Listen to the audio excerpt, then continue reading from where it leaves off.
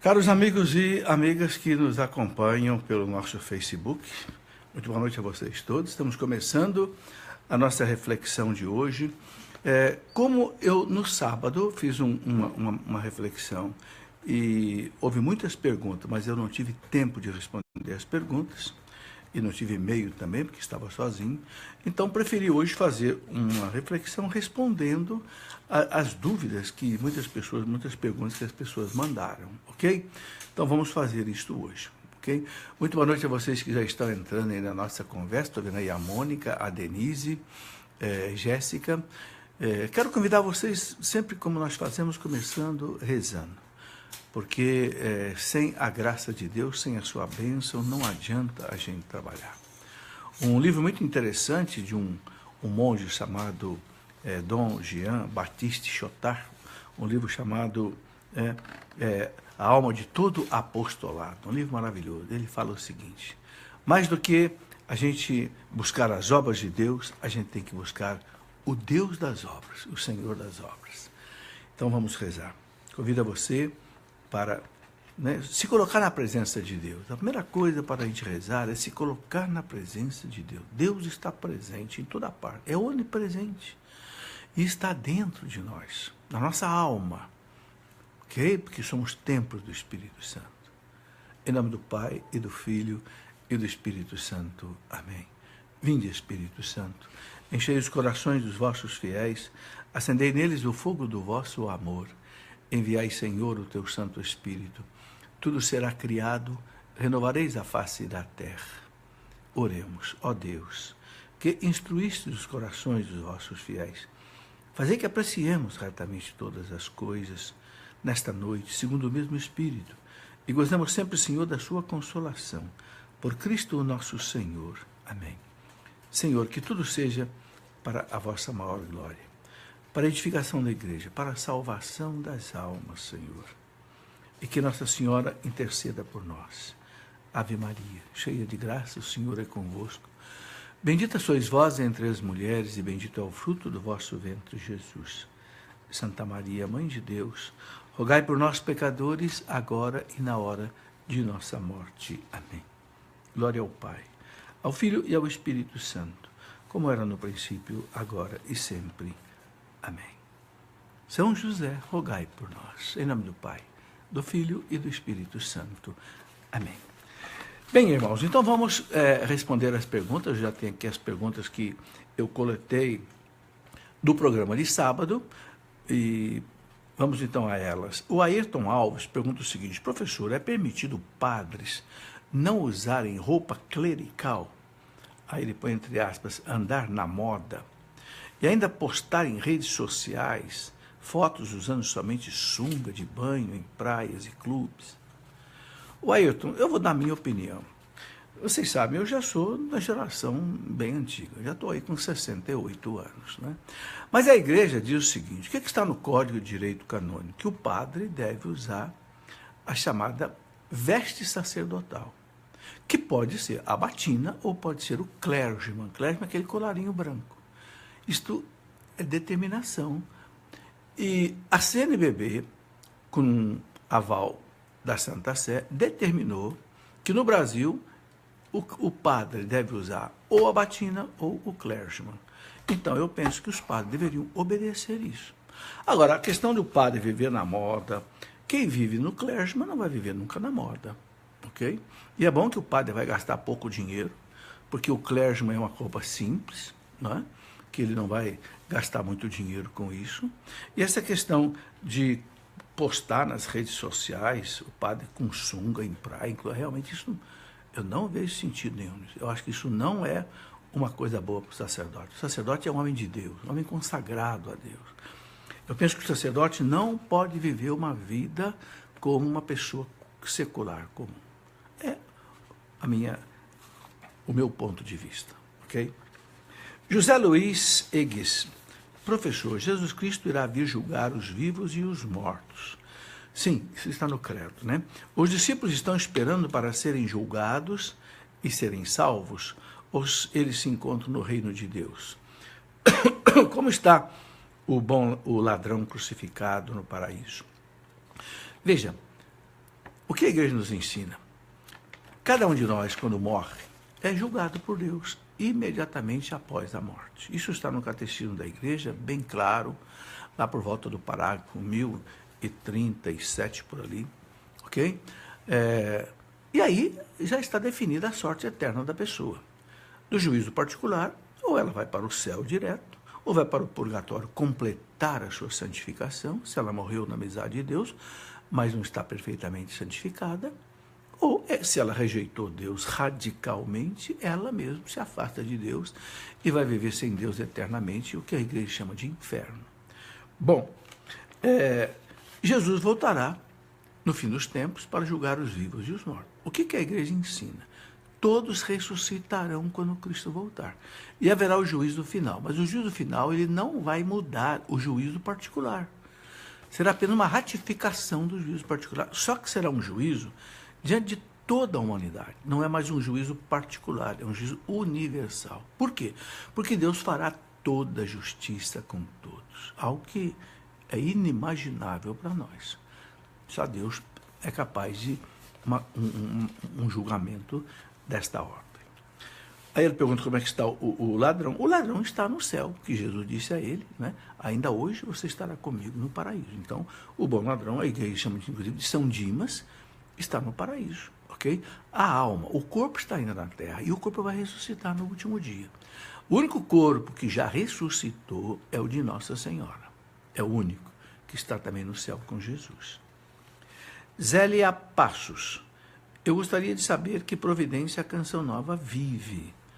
Todos os consagrados têm carros, casas, vivem de doações e só sabem pedir. O que o senhor poderia me responder, por favor? Bom, de fato, a Canção Nova vive de doações. Todo mundo sabe disso, a Canção Nova pede isso. Os consagrados da Canção Nova, eles, marido e esposa, eles têm, os casados, eles têm a chamada côngrua. O que é a côngrua? É uma ajuda de custo para viver. Não tem direito a férias remuneradas, não tem direito a 13º, fundo de garantia, nada disso. É uma ajuda mensal para eles sobreviver. Agora, todos nós sabemos que hoje todo mundo precisa ter um carrinho.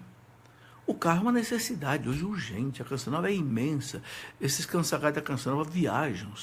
Nós temos casas em Queluz, tem casa em Lavrinha, tem casa em Cachoeira Paulista, tem missões fora. Então, há necessidade. Então, os casais fazem as suas economias e tem lá, compram os seus carros. Não é? Se há exagero nisso, cabe não sei, a direção da Canção Nova, de repente, coibir ou orientar. Mas, de acordo com o estatuto da Canção Nova, o que a Canção Nova passa para cada um deles é o necessário para eles viverem. Isso está de acordo com o número de filhos que cada casal tem. É o que eu sei. Eu não sou consagrado da Canção Nova, não. Ok? Eu tenho a minha vida, moro aqui na minha casa, na cidade de Lorena, mas eu sei que eles vivem assim, desse jeito.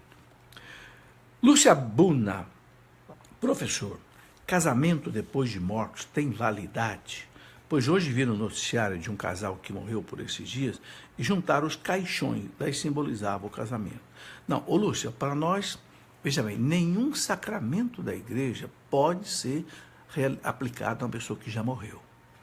Nem batismo de criança que já morreu pode existir, nem crisma, nem matrimônio, nem unção dos enfermos, nem a ordem, nada.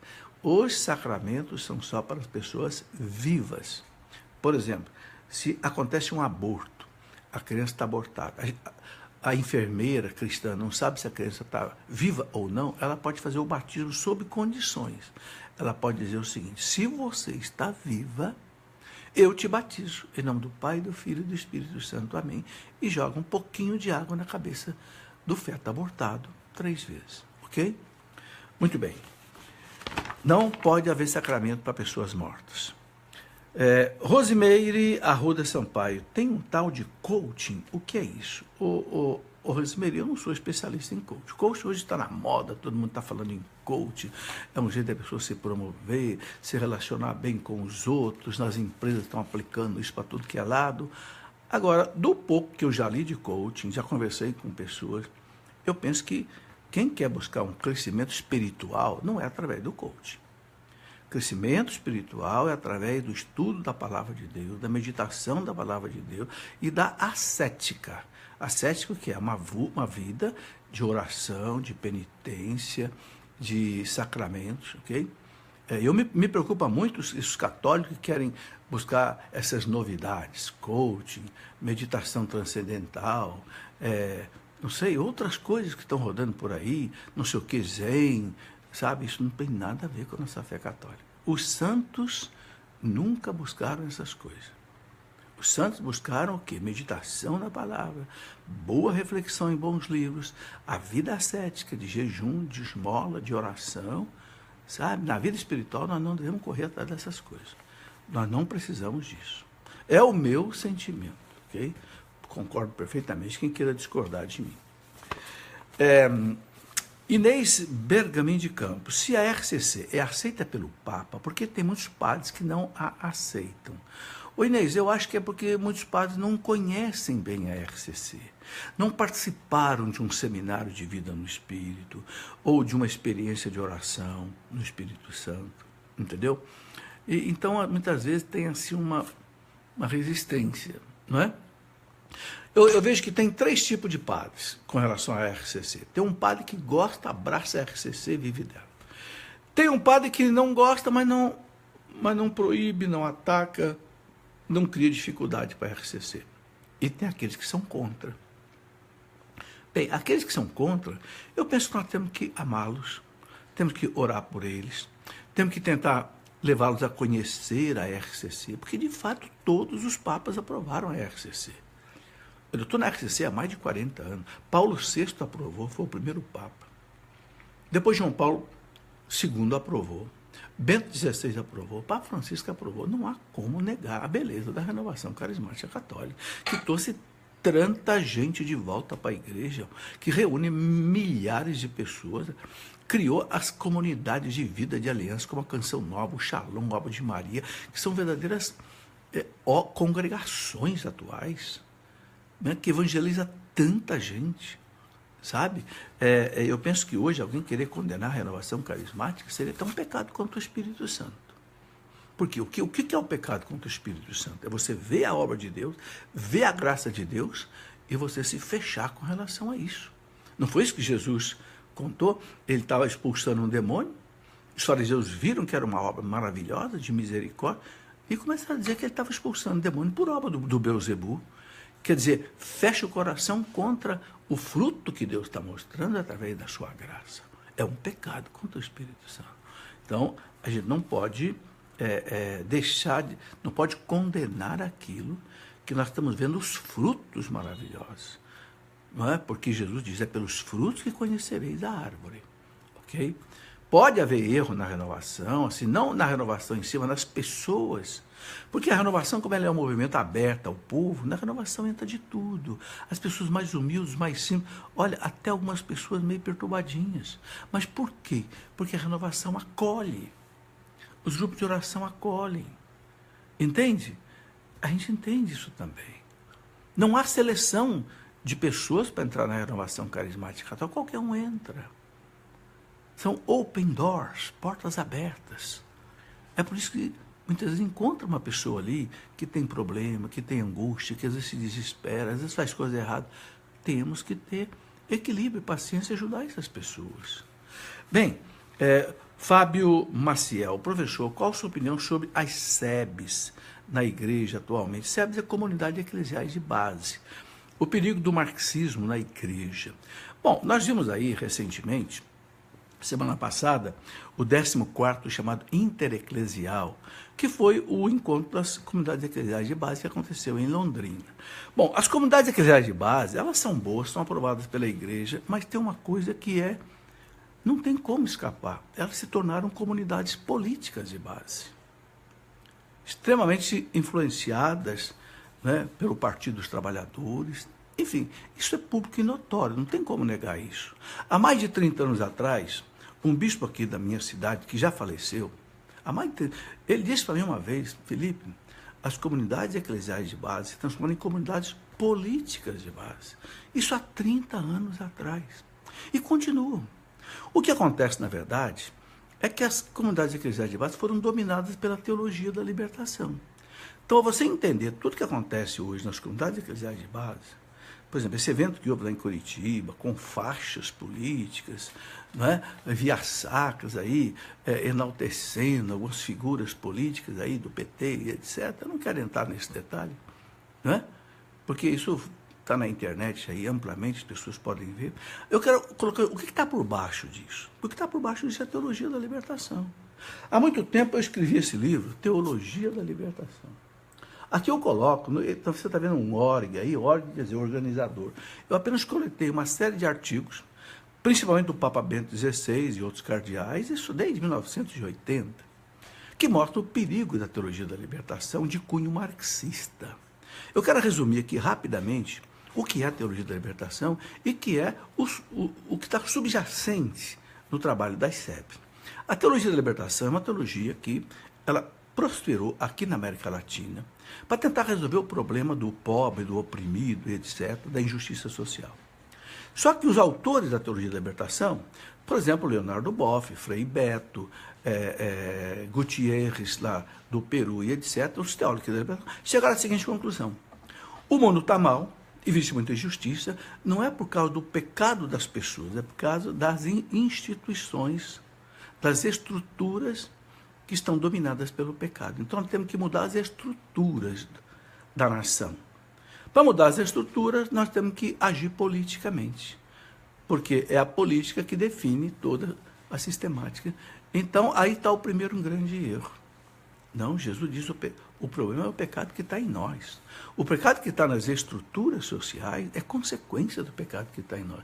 Mas a teologia da libertação abdicou da conversão da pessoa e passou a agir politicamente contra as estruturas. Aí o cardeal Ratzinger, o Papa Bento XVI, nesse livro aqui, A Fé em Crise, que é de 1985, com esse jornalista italiano Messori, o Papa Bento XVI ele colocou um artigo aqui, eu vos explico o que é a teologia da libertação.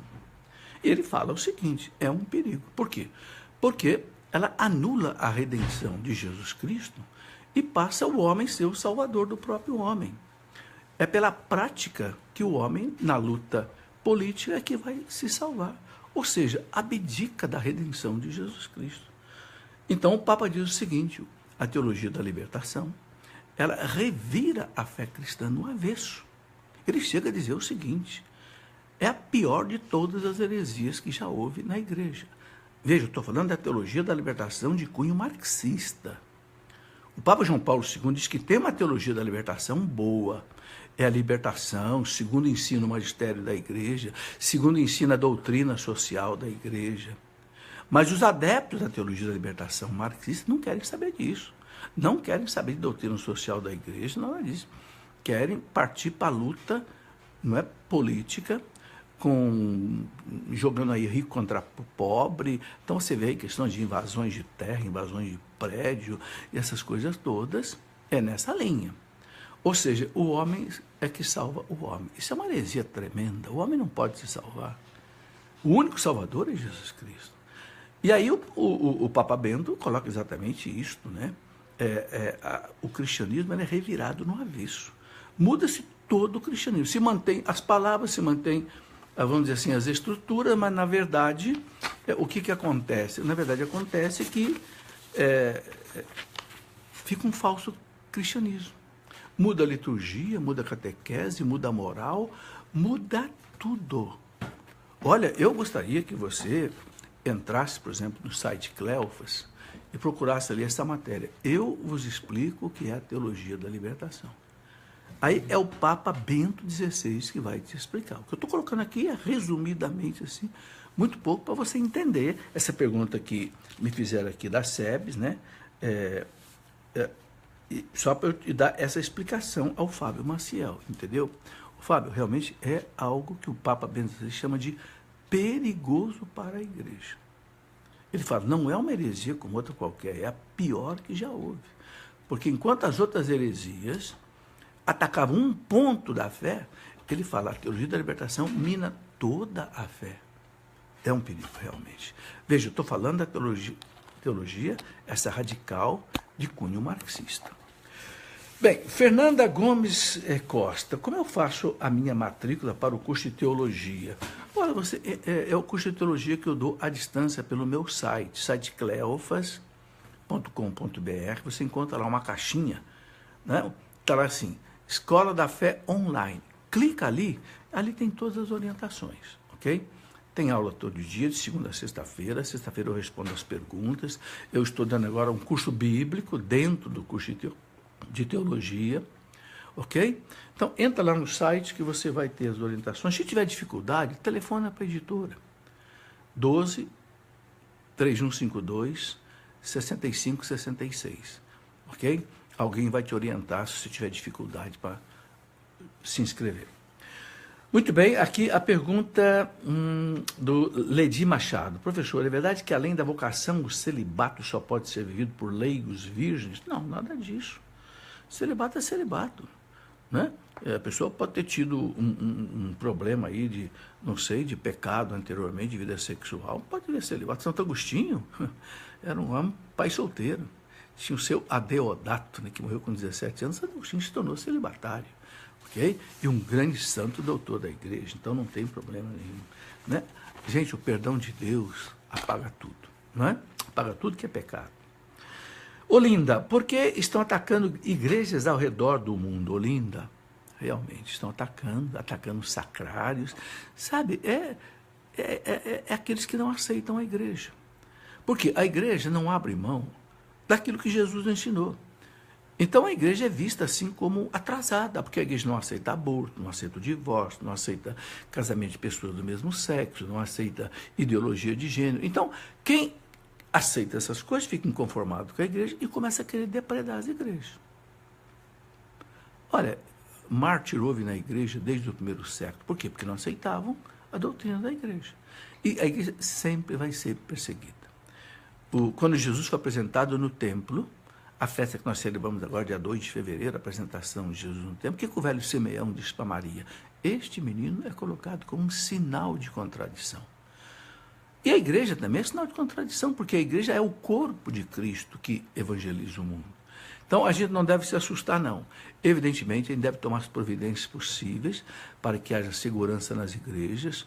As igrejas hoje estão colocando câmeras, estão colocando o sacrário mais protegido, porque realmente há um vandalismo hoje que quer fazer o quê?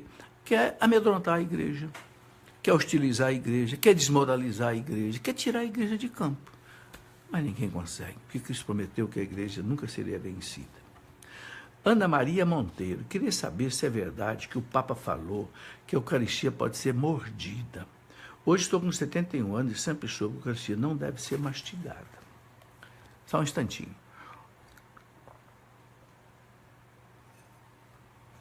Olha, eu sempre aprendi, quando eu fiz catequese, lá nos meus tempos de colégio São Joaquim, há mais de 60 anos, que a gente pode sim mastigar a hóstia. Jesus diz, tomai e comei. É pão para ser comido mesmo. Tanto assim que no tempo de Cristo, eles pegavam um pedaço de pão e comia, mastigava. Na igreja católica oriental, ainda é um pedacinho de pão, não é a hóstia como a nossa, que eles comem e mastigam mesmo. Então não tem problema. Agora, a nossa hóstia é tão pequenininha e dissolve com tanta rapidez, com tanta facilidade na boca, a gente não precisa morder. Você sabe uma coisa que um grande santo doutor da igreja, Santo Afonso de Ligório, fazia?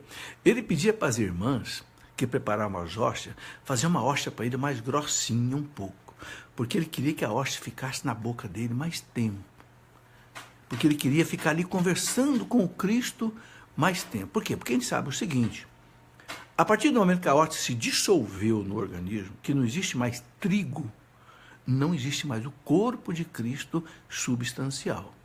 Cristo passa a estar presente em nós pelo Espírito Santo. Isso leva mais ou menos 10 minutos, depois que a gente comunga, para que os ácidos do estômago dissolvam completamente a matéria, a substância da hóstia, que é trigo, a espécie, e aí não tem mais. Então ele pedia. Ora, então, eu me lembro que lendo o livro de São Pedro Julião Eymar, As Flores da Eucaristia, ele fala assim, que ele colocava a hóstia em cima da língua dele, né? Logo que ele comungava, ele dizia: Senhor, purifica a minha língua, né? Perdoa os meus pecados de blasfêmia, de maledicência, que a minha língua seja, Senhor, para vós, apenas para edificação das pessoas, para o louvor. E deixava a hóstia ali. Entendeu? Então, não há necessidade de... Mas não é pecado mastigar a hóstia. Mas eu penso também que não deve, eu acho que também que não precisa. Mas veja, não seria falta de respeito, não. Porque, como eu disse, em muitas igrejas é distribuído pão, nas igrejas orientais, pão mesmo. Né? Se você vai numa igreja, por exemplo, melquita, maronita, eles te dão um pedacinho de pão consagrado, que você tem que mastigar mesmo. E é o corpo de Cristo, perfeitamente. Muito bem, aqui eu tenho Cristiano Pérez, professor. Vários padres estão indo atrás de constelação, buscando curas em vez de buscarem o sacrário, onde está o médico dos médicos. Estão fazendo constelação dentro da igreja, fazendo as pessoas acreditar. O que pensa disso? Olha, eu fui estudar essa questão da constelação familiar. A pessoa que fundou isso é um ex-padre, tem mais de 90 anos, deixou o sacerdócio. E eu tenho 2 livros dele aqui. Um deles chama A Constelação Familiar. Você pode entrar na internet e adquirir esse livro. E tem um outro também, que eu li, não me lembro agora o nome exatamente, mas, olha, é fundamentação espírita. Eu não tenho dúvida disso. Basta você pegar o livro A Constelação Familiar. Entra na internet, no Google aí, ele vai te dar a editora e tal. Adquira esse livro e leia. O ensinamento da constelação familiar é muito lastreado no Espiritismo. Não há como negar isso. Né? Está aqui, ó, esse livro aqui, Constelações Familiares. Né? O autor, o Bert Hellinger, né? Tá aí. Então, lendo o livro, a gente chega a essa conclusão. E tem um outro livro também dele aí, que eu já li também, porque as pessoas fazem essas perguntas, né? Então, eu prefiro que você leia o livro e você tire a conclusão. Que não fique aqui apenas com uma opinião minha, que alguém pode achar que eu estou exagerando. Leia o livro, Constelações Familiares, e você tira a sua conclusão. Shaolin Santos. Uma pessoa que não consegue namorar deve ser celibatária? Ô Shaolin, eu acho que não é essa a questão. Porque a pessoa, não é porque ela não consegue namorar que ela tem vocação celibatária, não é. Ela pode não conseguir namorar por dificuldades pessoais, não sei, timidez, falta de dificuldade no relacionamento, mas se ela procura um namorado ou namorada, é porque ela não está pensando no celibato. Eu acho que celibato é para aquela pessoa que não tem dificuldade nenhuma com namoro, com nada, até já teve namoro, e opta pelo celibato. O que é importante no celibato? A pessoa quer entregar a sua vida a Deus 100%. Ele não quer gastar a sua vida com uma família, com esposa, com um filho, que você gasta muito tempo. E tem que trabalhar muito para manter essa família. Então, ele prefere ficar livre totalmente. Esse é o espírito do celibato. Por isso que a igreja o adotou. Ok? Mas não é uma questão simplesmente por causa de dificuldade aí no relacionamento, de não conseguir namorar. Rosali Arcioli, professor, em uma explicação do padre Paulo Ricardo, ele falou que São Tomás de Aquino dizia que as almas do purgatório não podem fazer nada por nós, porque ainda não estão na comunhão dos santos. Faz sentido? E agora, como é que fica a explicação do catecismo? Bom, veja bem, a doutrina da igreja nem sempre é a doutrina exata dos santos. A doutrina oficial da igreja é aquilo que está no catecismo da igreja. Por quê? Porque é a aprovação do magistério da igreja. E o catecismo da igreja fala claro, né? Quando você lê lá, parágrafo 958, o catecismo fala claro. Eu vou ler aqui, né? O seguinte. E eu quero também dizer o seguinte: São Tomás de Aquino é de 1200. Nada impede, né, que depois de São Tomás de Aquino, a evolução teológica, o aprofundamento teológico tenha aumentado. Ok?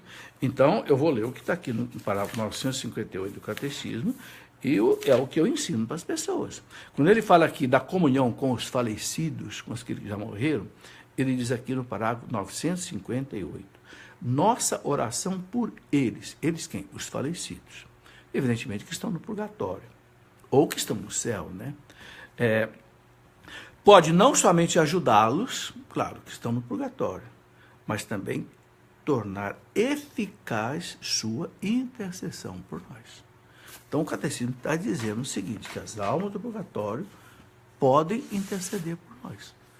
Bom, aí fica essa colocação e a de São Tomás de Aquino. A palavra oficial da igreja é a do magistério, ok? Eu, quando tiver oportunidade, quero conversar isso com o Padre Paulo, não tive essa oportunidade. Quem sabe se o Padre Paulo possa ter alguma outra explicação que eu não saiba. Então, por enquanto, me restringo a ler o que está no Catecismo da Igreja, que é, o Papa João Paulo II diz, o texto de referência da fé católica. Muito bem. Robson Soares. Sou padre e reconheço a importância da RCC. O que está em jogo é a maneira que a RCC tomou com a influência do protestantismo. Infelizmente, deixou de ser experiência de Pentecostes para ser um movimento pentecostalismo. O padre Robson, me permita discordar do senhor. Por que eu quero discordar? Olha, eu estou na renovação desde 1974. Quando eu entrei na renovação carismática, nós não tínhamos livros sobre a renovação carismática católica no Brasil. Então a gente lia muito livro protestante. Por exemplo, lia lá vários livros. Mas com o tempo, o que foi acontecendo? Os padres na renovação começaram a escrever livros católicos da renovação. E olha, hoje, eu não vejo mais os católicos lendo livro protestante, não. Agora, eu quero dizer uma coisa. A renovação carismática católica, ela resgatou uma porção de coisas eminentemente católicas que não tem no protestantismo. Por exemplo, adoração ao Santíssimo. A adoração ao Santíssimo tinha sumido da igreja. Eu digo isso porque na minha infância, na minha juventude, eu ajudava muito. Daqui a pouco não se falava mais de adoração ao Santíssimo. A RCC resgatou. A RCC resgatou o terço. A RCC resgatou o amor ao Papa.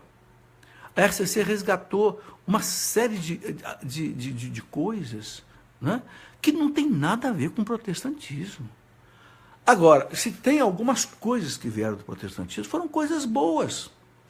Por exemplo, essa maneira de rezar com mais abertura, com mais... Ora, nós não podemos esquecer que as coisas que os protestantes têm de bom, eles levaram da Igreja Católica. O que eu vejo na renovação carismática católica são coisas que, de repente, vieram até do protestantismo, mas coisas que já estavam na Igreja Católica, que foram para lá e voltaram. E olha, nós temos os nossos bispos. Existe um documento 53 da CNBB, que tem mais de 10 anos, que coloca exatamente as coisas no lugar. Não proíbe dom de línguas, pede que não se estimule de qualquer jeito, mas não proíbe. Pede, por exemplo, alguma reserva com relação ao repouso no Espírito, mas isso não é a essência da renovação carismática católica. A essência da RCC é o batismo no Espírito Santo. É a pessoa ser renovada no Espírito Santo, numa vida nova, plena no Espírito Santo, onde ela tem vontade de rezar, ela tem vontade de confessar, que não tem nada a ver com o Espiritismo. Ela tem vontade de participar da Santa Missa, que não tem nada de protestantismo, melhor. Ok? Então, o padre Robson, eu entendo que possa haver alguns desvios por parte de pessoas na renovação carismática, mas, sabe, o movimento em si, o fruto que ele dá é imenso. Sabe, eu tenho mais de 40 anos, sabe, de pregações no Brasil inteiro, fora do Brasil, até no Japão, tudo que é canto. É espetacular ver esse povo vir buscar a confissão, a Eucaristia, os sacramentos, a oração, o texto, a devoção a Maria. A devoção a Maria, o que tem de protestantismo na devoção a Maria? Na reza do texto, na reza do rosário. Todo grupo de oração que eu vejo começa rezando o rosário. Não tem nada de protestantismo nisso. Muito bem. Marcos Vinícius Mesquita Silva, professor. Além dos documentos da igreja, o que podemos utilizar como embasamento quando há pessoas na comunidade até mesmo ministros ordenados, que equiparam a celebração da palavra ao sacrifício da Santa Missa.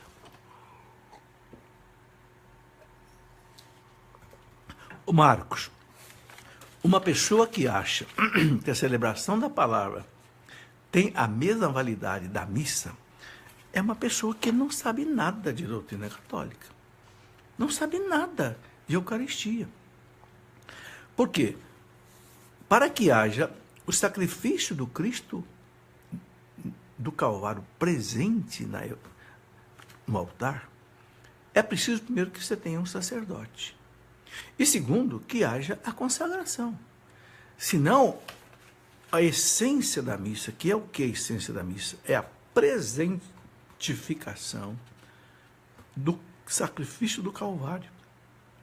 O Calvário se torna presente, o mesmo, não é repetição nem multiplicação, é o único e mesmo Calvário que se torna presente no altar.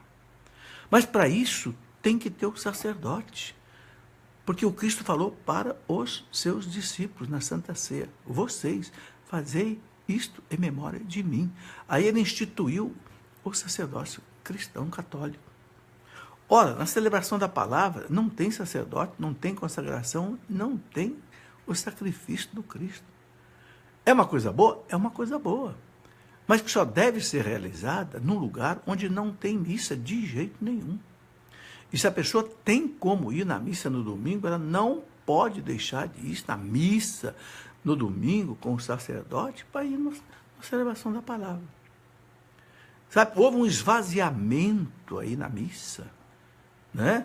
É terrível, por parte de pessoas que ou não acreditam na realidade da Santa Missa, a presentificação do Calvário, que não envelhece no tempo, porque as ações de Cristo são teândricas, são ações humanas e divinas que não se esgotam no tempo, ou a pessoa realmente não tem informação teológica nenhuma em relação ao sacramento da Eucaristia.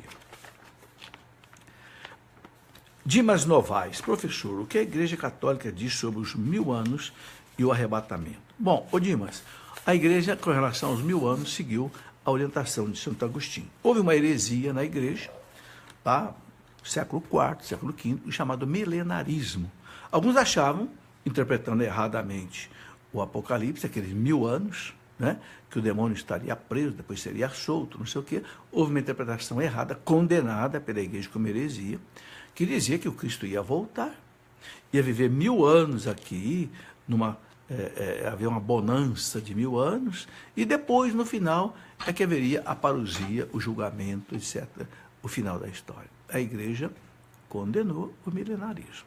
Os papas condenaram.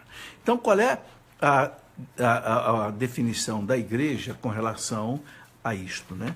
Eu, inclusive, se você quiser aprofundar isso, no primeiro volume meu de História da Igreja, eu escrevi 3 volumes de História da Igreja, né?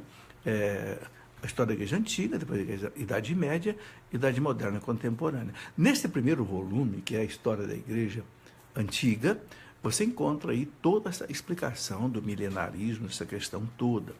Bom, o que a Igreja hoje então ensina? Ela segue a doutrina de Santo Agostinho, que é a seguinte: os 1000 anos, ele coloca a seguinte, entre a primeira vinda de Cristo e a segunda vinda de Cristo. Ok? Esse 1000 é simbólico.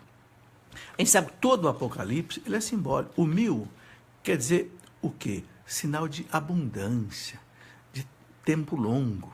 Não é? Você, por exemplo, diz assim: eu já tentei fazer esse negócio mais de 1000 vezes e não deu certo. Você tentou 1000 vezes? Não, é modo de falar. Então a gente sabe que o Apocalipse usa números simbólicos, 144.000 os que serão salvos. É 12 vezes 12 vezes 1000. Entende? Então a Igreja interpreta os 1000 anos da primeira vinda é o tempo da Igreja, é o tempo da salvação, é o tempo da misericórdia de Deus, esses 1000 anos, ok? Quando o Cristo voltar. O Catecismo fala que na iminência dele voltar, haverá uma perseguição muito grande com relação à Igreja. Basta você ver aí no Catecismo, parágrafo 687, fala na derradeira provação da Igreja, muito forte. Aí o Cristo voltará. É o final dos 1000 anos, ok? Bom, aqui tem uma pergunta é do José Josafá Santos. Por que a Canção Nova abriu uma filial em Portugal? O José Josafá, a missão da Canção Nova é evangelizar. Evangelizar não só o Brasil, evangelizar onde Deus pedir para evangelizar. Você vê que todas as congregações religiosas, elas se expandiram pelo mundo. Por exemplo, Dom Bosco fundou a congregação salesiana e ela está nos 5 continentes da igreja. Santo Inácio de Loyola fundou os jesuítas, estão nos 5 continentes do mundo. O São Francisco, mesma coisa. Então a Canção Nova também é uma comunidade que nasceu com o carisma de evangelizar pelos meios de comunicação, então ela se expande. Hoje você pega a Canção Nova no mundo inteiro via internet. Agora, como Portugal é um país que fala a nossa língua, é muito propício evangelizar ali. Eu já estive em Portugal várias vezes, pregando retiro, lá tem uma TV católica. E outra coisa muito importante, o sinal da Canção Nova da televisão, ele está muito mais perto da África do que nós. Você sabe, atravessou o Mediterrâneo, você está na África. E na África, você sabe que tem 4, 5 países de língua portuguesa. Então, por exemplo, Moçambique, que mais? Cabo Verde, tem, sabe, São Tomé e Príncipe, tem vários que falam a língua portuguesa. Então, a evangelização da Canção Nova em Portugal atinge a África com mais facilidade do que a que sai daqui do Brasil. Entendeu? Então, é evangelizar. Jesus disse, ide pelo mundo inteiro, pregai o evangelho a toda criatura. E a Canção Nova não tem só a casa em Portugal, tem casa na América Latina, na Bolívia, tem, se não me engano, também na Colômbia, tem casa na França, tem casa na Terra Santa, tem casa em outros lugares. E olha, muitas comunidades, por exemplo, a comunidade Palavra Viva, que é de Curvelo, em Minas Gerais, uma bela comunidade de vida, né, do Alisson, eles têm casas de missão em 18 países da Europa. Eu já fui, inclusive, a pedido da comunidade do Alisson, Palavra Viva, dar um culto de história da igreja para todos os consagrados deles, lá na Suíça, na cidade de Lugano, onde reuniu todo o pessoal ali na Europa. Por quê? Porque a evangelização tem que ser levada a todos. Bom, vou responder aqui uma última pergunta, né? Como eu expliquei a vocês, eu estou com uma recomendação médica, não usar muito tempo a garganta, ok? Por isso, inclusive, eu estou tomando água aqui a toda hora, como você está vendo, tá? Leni Duarte pergunta o seguinte, professor, os evangélicos falam que a gente não deve orar pelos mortos, que eles fiquem em algum lugar e que só no julgamento final vão estar com Deus. Pode falar a respeito? Ô, Leni, essa não é a doutrina católica. A igreja manda rezar pelos mortos. Você vê lá, né, claramente, no livro dos Macabeus, segundo livro dos Macabeus, capítulo 12, versículo 43, né? Aqueles mortos que morreram no combate contra os pagãos sírios ali na Terra Santa por volta de 150 anos antes de Cristo. Alguns morreram no combate. Judas Macabeus mandou fazer uma coleta, mandou para Jerusalém para que se rezasse pelos mortos. Então a igreja não tem dúvida disso. Os nossos primeiros cristãos que se reuniam nas catacumbas, inclusive, rezavam pelos mortos. Há muitos documentos que mostram isso. Então, isso é uma doutrina protestante que para nós é uma heresia. Nós devemos sim rezar pelos mortos, pelas almas do purgatório. Todas as missas, você pode perceber, qualquer que seja a forma da oração eucarística, tem o momento de rezar pelos mortos. Ok? Então a igreja recomenda orações, recomenda as indulgências pelas almas. Eu escrevi até um livro, o que são as indulgências, né? Indulgências plenárias, etc. Okay? É uma caridade rezar pelas almas do purgatório, porque a igreja ensina que elas não podem mais fazer nada por elas. Por quê? Porque o tempo de conquistar mérito diante de Deus se extingue com a morte. Então a alma no purgatório, ela se purifica com a ajuda da igreja que está aqui na terra e da igreja que está no céu, ajudando a igreja padecente. Ok? Muito bem. terminamos aqui as perguntas de hoje. Eu quero encerrar o programa rezando um instante com você, como nós temos feito. Quero pedir ao Senhor, né, que nos abençoe nesta noite. Abençoe todas as pessoas que nos acompanham. Né? Jesus dizia uma coisa muito interessante, inclusive as pessoas que estão nos acompanhando pelo Instagram. Quero também aqui cumprimentar vocês. Agora nós estamos aí colocando essa nossa live também pelo Instagram. Jesus sempre dizia para os apóstolos: preguem o Evangelho e curem as pessoas, não é? Expulsem os demônios. Então, sabe, nós ficamos aqui quase 1 hora de evangelização. Então, quero pedir ao Senhor agora que cure as pessoas, né? Pela sua misericórdia. Né? O Evangelho de hoje, Jesus encontrou um endemoniado, né? Com 2.000 demônios dentro dele, uma legião, que foram para aqueles 2.000 porcos, e aquele homem foi curado. E passou a seguir a Jesus, né? E passou a pregar o Evangelho na terra dele. Então eu quero pedir ao Senhor, na sua misericórdia, né? Pelas pessoas que nos acompanharam até aqui. Todos nós temos problemas, né? Que o Senhor tenha misericórdia de você no problema que você carrega nesta noite. Que seja de depressão, que seja de dívida, que seja de angústia, de solidão, de doença física, doença psicológica. Senhor, pela intercessão de Nossa Senhora, pela intercessão de São José, pela intercessão de todos os santos do céu, Senhor, abençoa nesta noite essas pessoas, leva do Senhor a sua paz e a sua cura. Nós te agradecemos, Senhor, e nós te bendizemos. Glória ao Pai, ao Filho e ao Espírito Santo, como era no princípio, agora e sempre. Amém. Muito boa noite a vocês que nos acompanharam. Muito obrigado pela companhia, muito obrigado pela atenção. Você pode aí divulgar para outras pessoas esse nosso trabalho, né, que pode levar a paz e a bênção para muita gente. Em nome do Pai, e do Filho, e do Espírito Santo. Amém.